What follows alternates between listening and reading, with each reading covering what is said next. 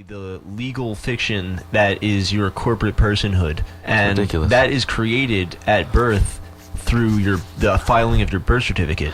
If you don't file the birth certificate, then you are and you are under God. You are subject to common law. However, you go through the birth certificate, then you enter into this contract with the state. They own you, and until you redeem yourself, until you get that, put the birth certificate back and file this Uniform Commercial Code form that declares your family name takes ownership of your all caps name after you redeem your birth certificate and your social security card and your driver's license and any contract that you got into with the state. Once you redeem all that, then it's called reclaiming your straw man. Once you go through that, you're in the process of doing this right now, are you? I'm in the process of learning how to do it. Learning how to do it, right. I haven't done any of these steps. I'm not sure if I'm going to. I like being an American citizen, and I like using the tools that are provided to me and the financial instruments. I know that these are just debt instruments. I know that they don't hold real value and that we are just paying debt with more debt. When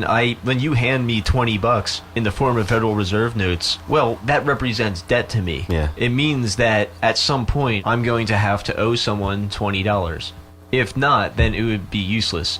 It only has value because we think it does. Right. So you got to spend it while we believe in it. Didn't you tell me about the 1 ounce gold coin and how it would buy you? A 1 ounce gold coin in ancient Rome would have bought you a nice pair of pants, a suit, and a handmade belt, and maybe a haircut. Today you get a 1 ounce gold coin and you redeem it for about $1,100, and you go into today's man. You're gonna like the way you look, and you get a nice new suit, handmade belt, haircut. What's the moral of the story? The moral of the story is real money will always be there, and real money, lawful money, is not subject to inflation. It will always be there. But this fake monopoly money that we're carrying around is constantly devaluing. Yeah. It's a game of musical chairs, and we just keep passing it around to each other.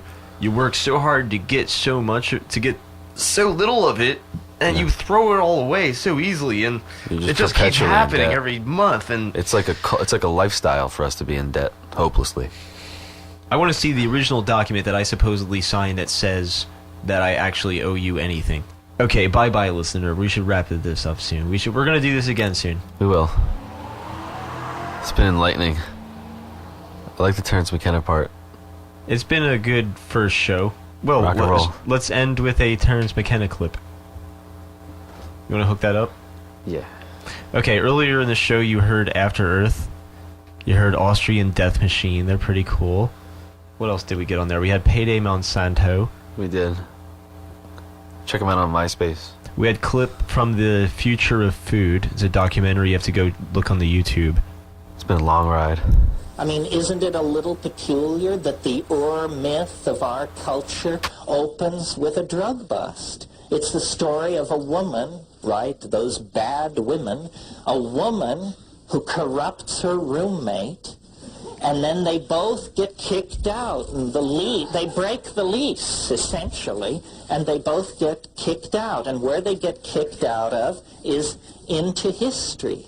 And I believe that the Genesis story, definitely told and created at a time when patriarchy was on a roll, is a memory of this break with this orgiastic, goddess-centered, nomadic, cattle-oriented, mushroom-using form of human pastoralism.